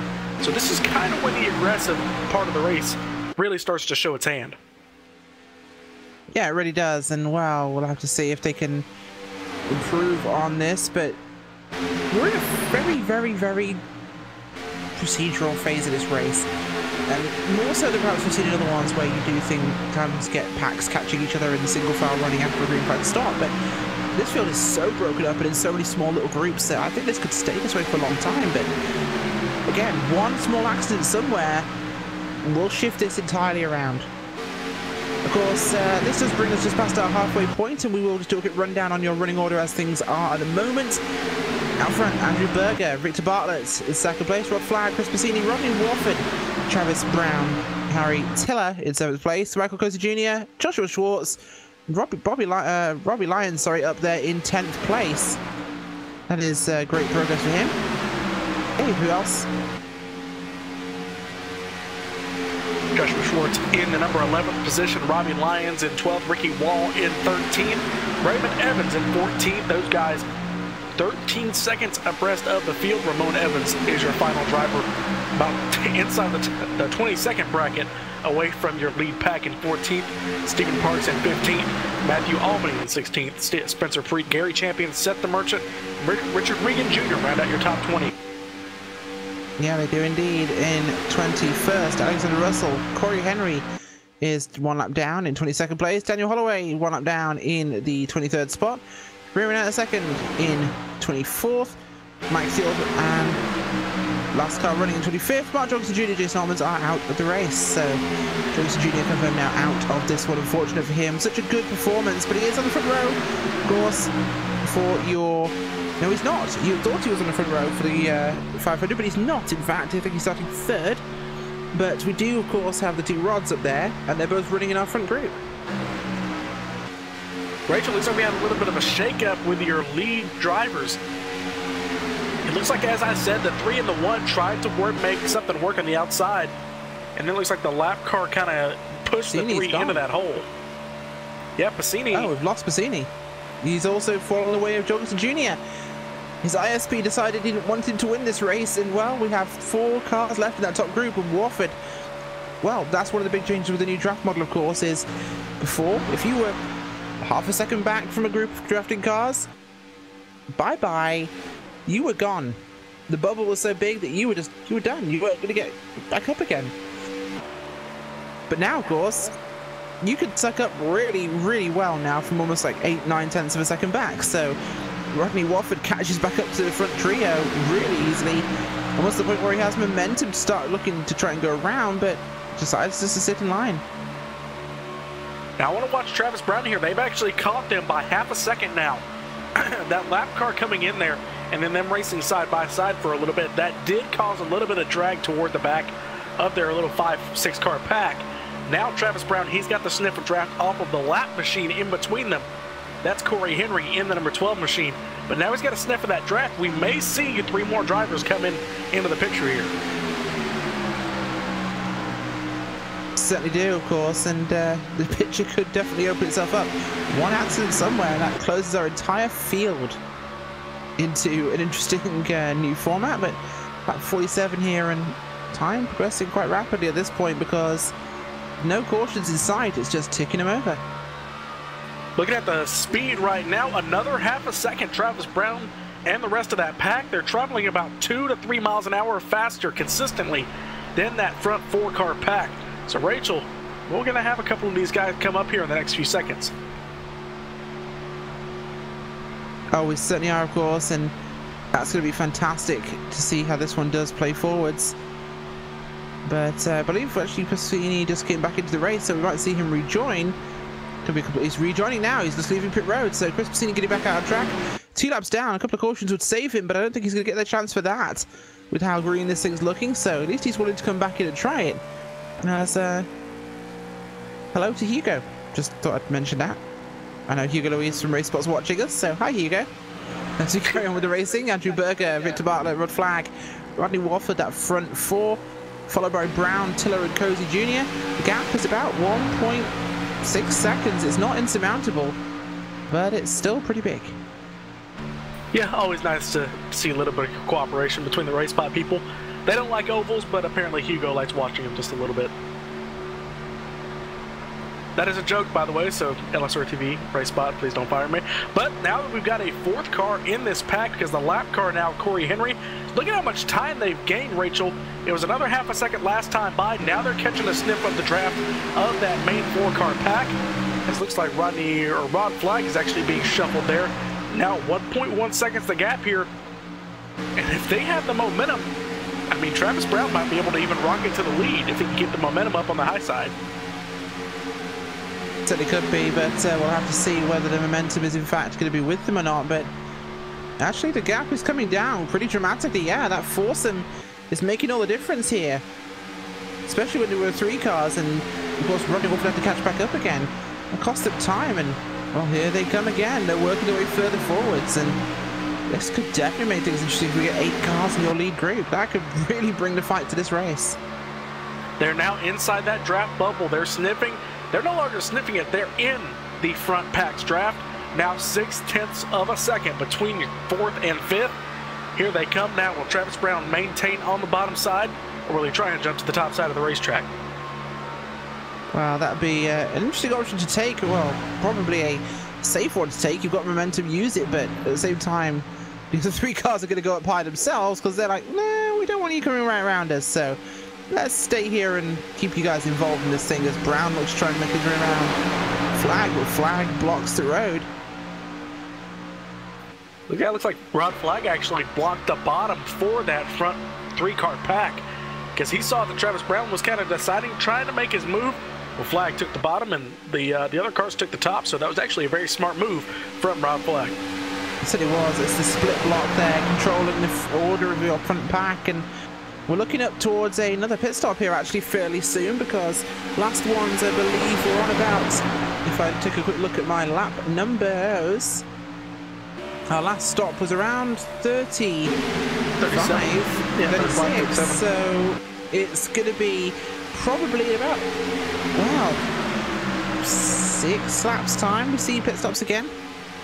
And that should make us good to go to the end, but it will be close. That's, well, yes, it could do. If they can go to 59, they're good to the end, but it'll be close. It might be very, very close. It depends on whether or not they can get there, because we should be 1 over when we last came in, so we should be coming in on about 57, 58. There could be 1 short, so it might be very split. Andrew Berger still out front here at Daytona. He's been your leader since they came out of pit road, as Rachel said, at lap number 37. That was whenever this... You know what, Rachel? So no one's challenged. There's been no need to challenge. Yeah, because he's had the 42 of Victor Bartlett really running blocker for him this whole time. He's had Rodney Wolford, who's also, I'd like to point out, done a great job of working his way back through the pack. Looks like we're already seeing a couple of guys come to pit road. I got one driver coming off pit road now. Who is that? Either way, we still looks like Mike Teal in the number 24 spot in the number 61 machine. But Andrew Berger, you know, nobody's really wanted to run the outside lane. Looks like Chris Pasini, the only reason he moved to the top was because he knew his internet was going out. So, looks like Wolford actually moving to the top here, maybe testing the waters. We saw Mark Jorgensen Jr. doing the exact same thing, Rachel, right before he jumped to the top side. Certainly could be, of course, and that would be interesting to see whether he does that one or not, but I think everyone's going to play it safe for now, of course, because we don't want to be stuck on the outside when pit stops come along. So I don't expect a challenge before the pit cycle goes through. Let's just make sure we get through that cycle before we start to see any racing kick off. I think people will wait because, again, fuel's going to be sensitive right now. As we mentioned, this could be a cusp job of will this be one more stop or will it be the last stop? If they don't push too hard, they might be able to make it here, but Berger might be struggling because he's having out front, not being able to save any fuel, so that could definitely make things tricky. Now, you mentioned a caution coming out. I'd like to point out a little bit of a race within a race here. The race for the Lucky Dog free pass, if in fact we do get a caution. Does Corey Henry pit with the leaders? Because at the moment, he's riding at the tail end of this draft. If a lap car comes to the outside and they get past, well, he's going to go right by him because he's traveling at the same speed as the leaders. So if I was Corey Henry, I would pit whenever these front leaders pit. So if we do get a caution, he's pretty much guaranteed to get the Lucky Dog free pass. Yeah, it certainly is, and, well, the Lucky Dog free pass will be useful for him, but, again, it does depend on us getting a caution because they're looking good on the ground at the moment. Coming up to the point now where we had our last pit stops on 56, 57. We'll see just how far these guys can go. 0-1 of Travis Brown lost a little bit of momentum there on the back straightaway. Now he's catching back up to Rod Flag in the number 23 machine. 23 just does not have the suck up, it looks like. He's just kind of hanging about 2 to 3 car lengths behind Rodney Walford. That may just be him getting the draft from the guys in front of him, but at the same time getting dragged from the drivers behind him. Just kind of riding about a couple of car lengths back. So he may just be in a little bit of a no man's land. Either way, he's got the 0-1 of Travis Brown closing back up behind him. So they might be able to make a run back up to the front. It certainly might do, but of course I think that will not come until after we have our pit stop sequence, and that depends in fact again on what lap they came down on, because this group was split, of course. Will it be this time? People are looking very smooth and getting very low. Are we going to see a break for pit road? Not this time. Not going to see it. This is getting awful close now. We're getting within 1 or 2 laps now of making this to the end if they can hold on. Lap 58 this time by. I'd say 1 more lap after this one, and you're good to the end. Now, how about the risk of staying out? Like, if you're trying to make it to the end of tonight's race, and say you only get about 20 to 21 laps. If you're on the cusp of it, maybe you have 1.5 laps of fuel left. If a caution comes out now, you're going to have to start saving. You're in a really bad spot. I think we ran into that in the RSR Daytona, or the Talladega race, I think, last year. But yeah, this is going to be the lap that these guys are going to be able to make it. But if they come in this one, they're not going to make it. People are coming down. They're going to stay out. They think they can do it. Some cars will come down from the back of the pack, but these guys, if they come in on this lap, I think they're good to go. The problem is, does the caution come out at any point in the next few laps? If they don't come to pit road, they're going to be stuck on the racetrack till pit road opens. So that's the danger in staying out this long. Yeah, they absolutely are, and that could be critical for this event. Can they make it? Can they make it all the way around this time? Will they go to pit road this time? I think it's almost guaranteed that they will. And Smith and Cram just came down pit road. So that's Corey Smith and Lucas Cram.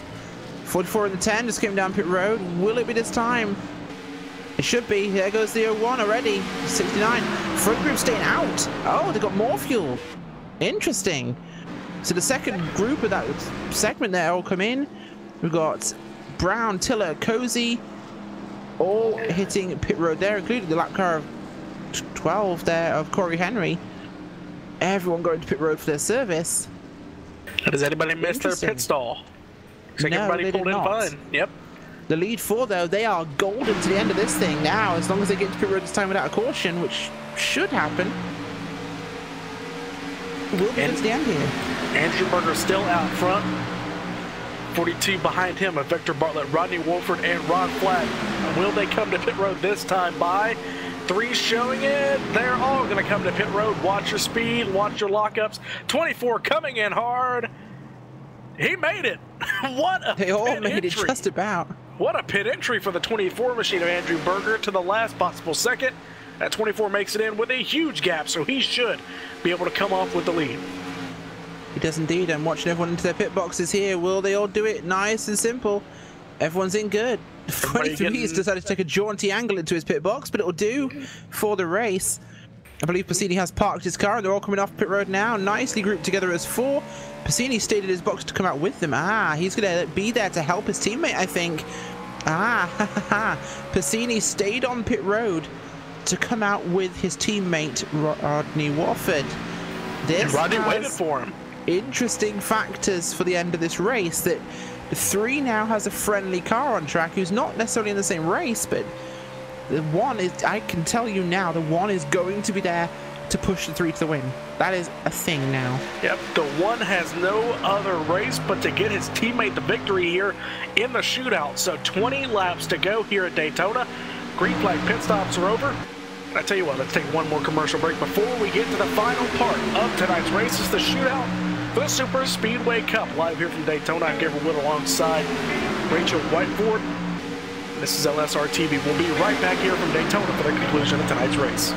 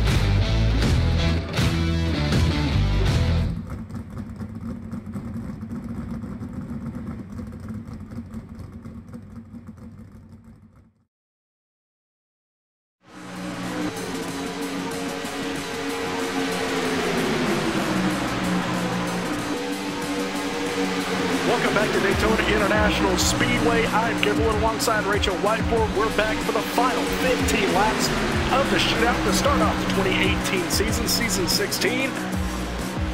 Rachel, it's getting down to the end of it. We've got a little interesting situation here. And also, I'd like to throw in Michael Koza Jr. now up to the 4th position. I've just seen that now. But Rodney Wofford, he's got a teammate up there. Your top 10 running, or excuse me, your top 7 are up in this little 7-car pack. Andrew Berger, Victor Bartlett, Rodney Wofford, Michael Koza Jr., Rob Flagg, your top 5. But there's a couple of lap cars thrown in there. And then one of them is the #1 machine of Chris Passini, who is up there with his teammates. So this could get interesting here as Rodney Wofford's got somebody, he's got pretty much a mercenary behind him. Nothing to do but push his teammate to the win. So does Chris Passini, 10 laps down, but well, that doesn't matter to the rear bumper of the 3. There we go. Wofford is moving for it now.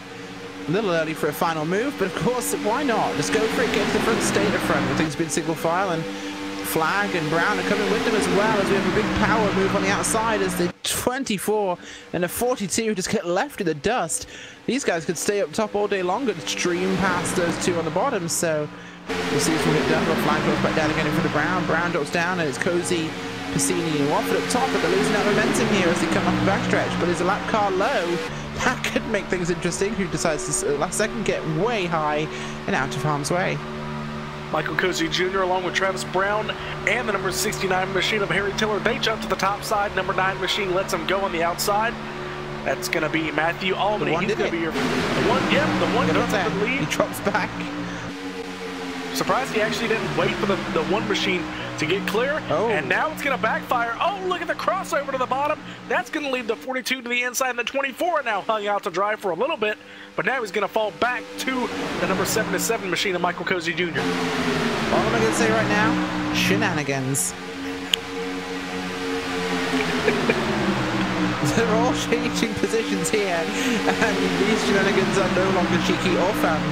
This is now where these guys are really starting to race each other hard, and we're starting to see good old NASCAR moves coming on, and well, that caution people have been dreaming for and wishing for might well come their way, because this is definitely the phase where these sort of things will happen, mistakes will be made, tempers will flare. Oh my gosh. Remember when I got my reference? Remember when I got it too. I got it too. Oh my gosh, I love you guys for your taste in cinema. But either way, we're going to carry on going forwards. Rodney Watford out front there after his teammate Piscini got him up there in what was basically a freebie booster shot. As the 24 and the 42, the two Gordon paint schemes are side by side, leading both second place and first place inside and outside lane. As now things get interesting. Cozy Jr. on the outside, Tiller moves up, Brown moves down. Please decide where you want to go and stay there, guys, because this is getting a bit difficult to keep changing our mind on halfway through a commentary statement. Welcome to Superspeedway Racing. Coming soon. The three can we do that? Can we do that for like 420 when the thing releases? Will these guys all just drive Vermont State Troopers themed cars, please? That would be amazing. That way it could then be the Super Troopers Speedway Cup Series. All right, we're just going to leave that there until we get some money. Yeah, Rod, do it. Come on. Oh, brothers. Ooh. As the 32 car nearly created some problems there and decided to ricochet off the wall into the field, but he dodged that one for now. Now, as we're talking about, you know, all the stuff and all the shenanigans, the 3 of Rodney Wolford, he's lost his teammate because the 1 machine of Chris Piscini, he's now, you know, trailing at the back of this pack here with the rest of the lap cars. The 24 machine of Andrew Berger, he's got some help on the outside with him. The 77 of Michael Cozy and Travis Brown, they all jump to the top side to help the 24 machine. The 3 goes up to block, but it's not going to be enough. Here they come. It's 10 laps to go here at Daytona. Rachel, it's starting to get interesting. Starting to get interesting indeed, and well, unfortunately, Joshua Schwartz isn't up here, but these guys are starting to go to plan, because this is going really quick now up here. These guys are moving now. The speeds have picked up, and 24 looks like he wants to lead again. Cozy Jr., well, he wants his front cleared off so he can have a shot at the lead. Andrew Berger moves to the lead. Cozy Jr., he's now left out to dry as the number 42, or a little bit of a gap has started to grow between the 0-1 machine and the 77. He's going to fall back to at least maybe 3rd or 4th before the 0-1 can get up there. Now 2 cars to the top side. The 12 car of Corey Henry, he's your first driver 1 lap down. And looks like we've got the race for the win, and we've got a race to be the first driver 1 lap down. And it's going to be a race for the top 10, Rachel. It certainly is, yeah. This was definitely picking up, and it is, yeah. Top 10 is literally going to be in this position here as we look for where 34 car is. He is not in his front group, so... No, the Spencer Preet machine, he's okay, he's right in behind. Yeah, he is. Spencer Preet in the number 37 machine, he's right behind the 12 machine. That could make things interesting here as it's now Rod Flag, your pole winner for the 500. It's going to get shoved back to the lead again by Cozy Jr., who's been a really impressive driver last season, and proving once again he really has the nous to go racing in this series. Look at this push. 1 win, 6 top 5 for the number 77 machine. He's looking to also kick off 2018 with a victory in this non-point shootout style event, but he's going to push the number 3 machine to the lead. So Rodney Wolford to the point here at Daytona, inside 10 laps to go. These guys should be good on fuel to the end. So the only thing they have to worry about is who gets to the finish line first. Certainly does, and wow, the 3 is going to be doing exactly what he needs to do. Get himself into position, and he is trying his best. But the threat seems to have boiled off for a moment. Will the 24 or the 42 try and do something here? 42 says, yes, I'm going to go already. Gets in front of the 77. He wants to get up alongside here, and it boils off pretty quickly, in fact, as the gap closes up, and he can't go back down again behind his friend, the 24. But here comes Rod Flag sneaking his way through his little Toyota. Can Rod Flag be a factor in this thing? Can it be a 2-for-2 night for the driver in the number 23 machine? We've talked around Rodney Wolford all night. Rod Flag hasn't gotten to the lead yet tonight, but he did get your pole for the Daytona 500. Can he make a sweep? He's already got the first part of it, winning the pole for the 500. Can he win the shootout, win his duel, and win the Daytona 500? It's the races all drivers want to complete, and it's the races all drivers want to win. Can he pull it off this year? He's got to go through Rodney Wolford and Andrew Berger, the number 24 machine. So he does. Apparently, Seth DeMerchant is telling us they can't make it to the end on fuel. This is about to get interesting. DeMerchant, of course, out of the race now, but this is definitely going to get interesting if they can't make it to full fuel. But considering when the lead group pitted, I think they can. I mean, they can go 20 laps, and they pitted on 60, so I think they're good, honestly. But lead 4 at least. Maybe not the second group, but the lead 4 I think are good. I can't see it, so I'll take Merchant's word for it, but either way, it's going to be exciting here. If he said they're 2 laps short here, as you see in the comment section, we're just going to have to wait and see, but I don't see any of these guys making the move to pit road. The question is, now we're inside that point to where if the caution comes out, Rachel, we're not going to get a restart. So this is your race for the victory. No other shots at it. Now your front row for Daytona 500. They're lined up on the inside lane. Can they get anything done? 42 of the 24 to the outside. Andrew Berger to the top spot.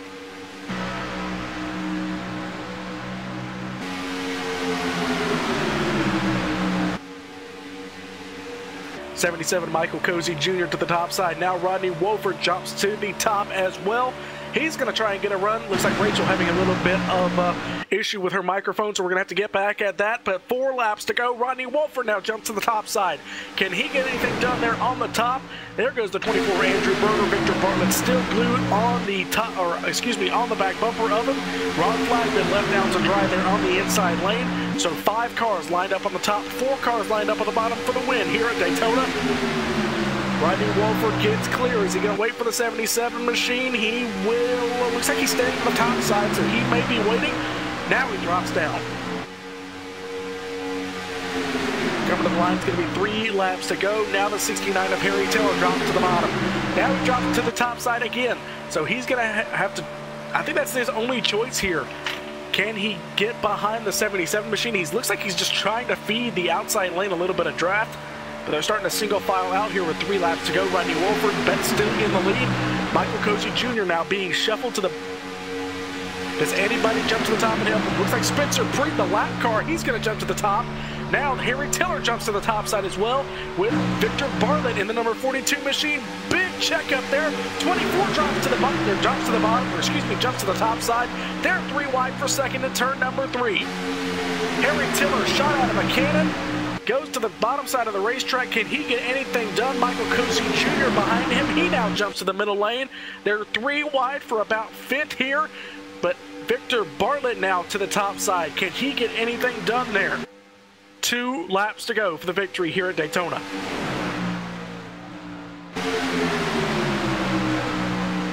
Big Bush coming from the 69 machine on the inside. Rod Flag now coming into the picture as well. He's been shot out of a cannon as well because he was back about 10 car lengths a few laps ago. Now the 42 makes a late decision to jump to the top side. 69 jumps to the bottom to help the 3 machine. Cozy Jr. up behind the 42 machine of Victor Bartlett. He's going to try and get the win here at Daytona as well. They're going to come to the white flag this time by. Can anybody to the back of the pack of this little pack get the victory? The 24 machine of Andrew Berger, what a heartbreak, has gone from the lead to now outside the top 5 in the past lap. So what can he do? Back there outside the top 5, Rodney Wolford and the 69 of Harry Tiller side by side. The three machine, the master of the super speedways, side by side with the driver who's just started racing here in the Super Speedway Cup. Can they get anything done there on the top side? Down the Daytona Super Stretch for the final time. Who can get it done? Wolford to the inside, Harry Tiller to the outside. They're going to be side by side. We're going to finish this under green to the line at Daytona. Wolford's got the push from the inside lane of the pole center for the 500, but coming to the line this time by, it's going to be Rodney Wolford's going to win the shootout at Daytona, and the first victory of the year is going to go to the three machine. Certainly is, and what a fantastic win that was. Close to the end, and whew, the racing here does not fail to be impressive. What a run, especially Tiller there in second place. Harry Tiller with an impressive top two finish, but Rodney Wolford starts out 2018 as he ended the 2017 season on the top of the board. And he's going to go to victory lane yet again here at Daytona. Harry Tiller, as you said, finishes in second. Ron Flagg in third. Victor Bartlett in the fourth position, and Michael Cozy Jr. in fifth. What a run. That was incredible. You have to go through the rest of those scoring positions, of course, Gabriel, because I can't see them right now. Fireworks go off here at Daytona. Sixth place is going to be Andrew Berger, Travis Brown in seventh, Ricky Wall in eighth, Joshua Schwartz in ninth. He's your final driver on the lead lap, and Corey Henry, he does come home in the 10th position. Spencer Preet in 11th, Corey Smith in 12th, Ramon Evans in 13th, Stephen Parks in 14th, Robbie Lyons in 15th. Richard Regan, Alexander Russell, Matthew Albany, Lucas Cram, Daniel Holloway round out your top 20. Final few drivers who did not have the night they wanted to start out the year. 21st, Gary Champion, Michael Thiel, Seth the Merchant, Chris Bassini, Ray Rittenauer, Mark Jorgensen Jr., and Jason Allmans round out your 27-car field. Rachel, was one heck of a race. We're going to have to wait to see if we can get a hold of your winner and a couple of other drivers. But let's debrief. It was one heck of a race and one caution all night in 80 laps here at Daytona. What a race. It certainly is, and I think the whole thing was coloured, of course, by that big wreck we did see towards the start, which I think caused the whole thing, because everyone knew they didn't have a spare car, and if they wanted a chance, they had to stay in it. And well, we'll be right back. We'll go for a quick break before we see our finalists. Stay tuned. We will get to talk to your race winner and top three in just a second.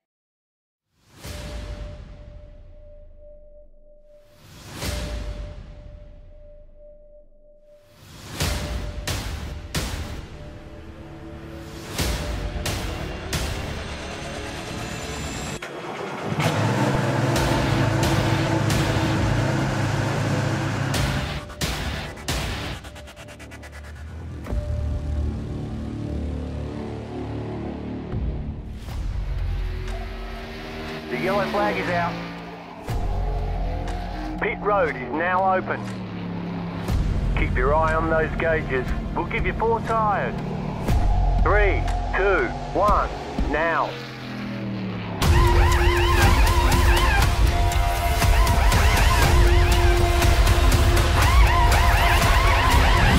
We're done. Get going.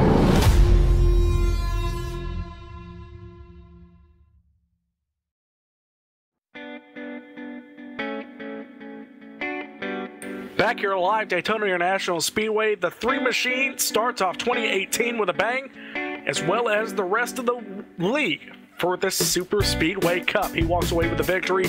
Harry Tiller in second, Ron Flagg in third. As we wait for the 3 machine, I'm going to go ahead and catch up with the driver who finished in third it's Rod Flagg, your pole sitter for the Daytona 500. Rod, we talked to you about an hour ago. You just crawled out of the car and got the Coors Light Pole Award. Now, you finish on the podium here in the actual race. Does this give you confidence going into the duel and then going into the Daytona 500? Yeah, Gabriel, it definitely does. Having a good night tonight and learning a little bit about the draft package certainly makes it easier, and not having really anything to lose next week going into the duel is nice. We can go out there, race and try to get 10 points, which is maximum we can get in our duel. But yeah, I mean that race was really interesting. Lots of green flag pit stops, and we you were able to stay up there with the lead draft each time. Can't ask for a better race than that. But boy, it was tough. I was in the inside line a couple times, and felt like the outside line was ganging up on everybody, and you just couldn't get any momentum and couldn't suck up. And then before you knew it, you were back up there for some got on reason, and you were running third again. So I thought I was going to get Harry there for second place. It was close there and gave me a little tap, but I don't think I was going to get him anyways. But it's a good start. We again polls really good 4 and 2 weeks, and starting on the poll for the duel next week. And again, I'm just overall solid night. I can't complain, and yeah. Now, Rod, usually I have to say, if the restart or whatever, because we're at the super speedways, we usually end up with a restart with about 10 laps to go. But you had all the choice in the world basically, because you had 7 cars there. You could choose to either work on the inside lane or work on the outside lane. You did both. At some points in that final 5 laps, I thought you were going to be falling outside the top 7. But then all of a sudden, there you were working their way to the inside and then the outside. Yeah, it was a little interesting there. I really was actually kind of running the low line the entire time, as that tends to when we have setups that aren't as racy or builds with iRacing that aren't as racy, at least in the super speedway side, it low line tends to have some better forward momentum at times. Again, they made the outside line work just because, if for some reason, if you were the third car, you hit this brick wall behind 2 other cars, and if you don't have anybody pushing you either, it makes it really difficult. But we tried. We were looking there, and there's guys who got alliances with different folks, and it's just you just kind of have to look at who's there. We had some lap cars that were kind of getting in the middle there too, that kind of made it a little inconvenient, but again, I can't be disappointed. You want to win these things. So I'm sure my disappointment's on my sleeve right now, but I've won this race twice. Can't be disappointed. We started on the pole for the 500, so we'll move on next week. Hopefully, win our duel, and we'll go from there. All right, Rob. Well, congratulations. Anybody want to thank before we let you go? Yeah, I just want to thank this very nice X-Side Camry tonight. It was great to turn the paint around as quickly as we did. But again, I want to thank Toyota Certified Used Vehicles for being our sponsor on the 500 car there, as you guys saw earlier in the broadcast. And we'll just continue these Johnny Benson truck paint tribute cars and trucks all season long. It's awesome to do this. We did it last year there with the Pontiacs, and just awesome to be able to have at least some talent to be able to paint some of these up and present them out to you guys.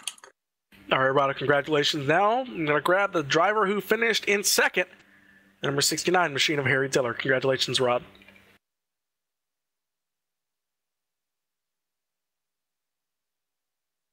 Down here on pit row with the driver who finished second, 3 top 5s last year in the Super Speedway Cup, and you start off 2018 with a bang. Harry Tiller, congratulations. Congratulations, I came second. Well, hey, second, yeah, it's the first loser, but in a non-points event where you kind of have to test for the Daytona 500, it kind of bodes well. You were up there all night. I don't believe I even saw you outside the top 10. Yeah, we had a good race. It's just I wish I could always race this well in the points races. I mean, I won the duel last year, and I seem to do well in the non-points races. But no, I enjoyed that race. It's a shame the draft package still isn't as good as we all want it to be. But no, those cars got proper loose at the end, and fighting them was really fun, especially with the top guys at the end. Now, I was going to ask Rod, about what he could have done, on a restart or something to make it better, but you never got that opportunity. to kind of, decide who to work with. You were basically stuck with the same 7 guys, for the majority of the last 50 laps. You were able to draft with, I believe it was Travis Brown and Michael Cozy Jr. up there. Did that kind of give you an idea of who you wanted to work with, or as soon as you got up there, it was pretty much a free-for-all? Well, no, Travis, Cozy, and I, and Spencer, we're a team of 4, and so we were doing all our pit strategies together and trying to get up there, and we lost them, didn't we? There was 5 of them up there, and we were a 3. And they must have started to overheat a little bit and got separated, and we were still uniform, and we caught them up again. And then once we got up there, being the last 3 out of the 7, it's really hard to work your way up when the lines aren't moving very well. So we just had to slowly get our way back up there and try and get all of us there. And I got a lucky break with the lap cars dropping off with Spencer and Corey there, and got to the lead of the outside line. And I think Victor just couldn't get to my back bumper down the back stretch. Possibly should have lifted for him a little bit, but no, I'll take second because it didn't look too good halfway through the race, but it was such a fun race to be in. Well, congratulations, Harry.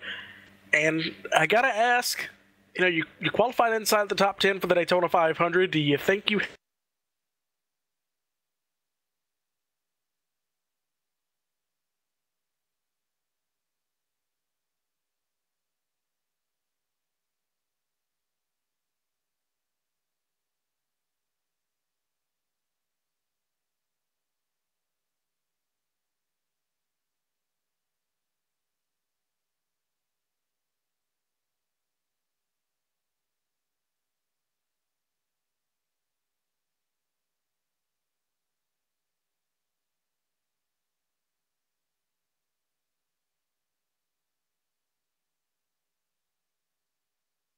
get that championship, but I'm sure that's what everyone else is going forward to. All right, Harry, congratulations. Anybody you want to thank before we let you go? Thank you. Yeah, I'll just say thanks to Travis, Spencer, and Cozy for helping me out there. We couldn't all run up front like that without each other and possibly go for wins. And yeah, just thanks to those guys, and thanks for you guys for streaming it, broadcasting. You always do a good job. All right. Thank you very much, Harry. And I'm going to throw it to a fellow Brit up here who's talked with the only man on track who beat you. It's Rachel Whiteford with Rodney Walford. Once again, Rodney Walford up here in Victory Lane here for the Superspeedway Cup Series. And Rodney, it's a new number, it's a new paint scheme, it's a new season. Good start. Yeah, wonderful start this week. We brought on the shootout scheme for the shootout race tonight, and we performed. We did well. We rode around as much as we did, throughout 70-something laps, and did what I could do there at the end. And we got P1s. Ended the season well last season. Got a championship, and we put a win underneath this one. So it feels awesome. Feels awesome, Rachel. Certainly has been awesome indeed. And well, you did a fantastic job here. It's going to be good going forward towards the 500. The same. Going to try to do the same. We messed up on the qualifying session tonight. We got off pit road a little too hot, spun the tires, and it killed the entire run. But what I'm thinking, how my stops went tonight, my first stop box was horrible. So hopefully the second box will do better, and I'll be able to get off pit road and actually gain some track position under green flag stops. And we'll go into the duels next week. Hopefully do the same, try to get a win there, and get the 500 win and do another sweep like I did a few seasons back. Certainly will. We're looking forward to seeing it. Well, thank you, Rodney Walford. Thanks for joining us. Congratulations on the win here tonight in the shootout, and best of luck for the duels. Thank you, Rachel. Thank you, guys. Y'all have a good one. Thank you, Rod. There you go. Thank you for joining us. And well, Gabriel, fantastic race tonight. Yeah, you said after the first wreck that it wasn't the last time that we were going to see the pace car pull to pit road, but how wrong we were. It actually was. So the pace car driver had pretty much an off night after lap 15, and it's one heck of a race. We only had 7 drivers up inside the top 10, or excuse me, up inside that top pack. But Rachel, I know unfortunately you couldn't see it, but it was one heck of a race there in the last 5 laps. Certainly was, and I'm real shame I missed it. But, well, folks, you can join us, of course, same time as always next week, 9 o'clock Eastern, and we'll be back with the duels at Daytona. Don't go anywhere. Super Speedway Cup is Friday nights. Good night, guys.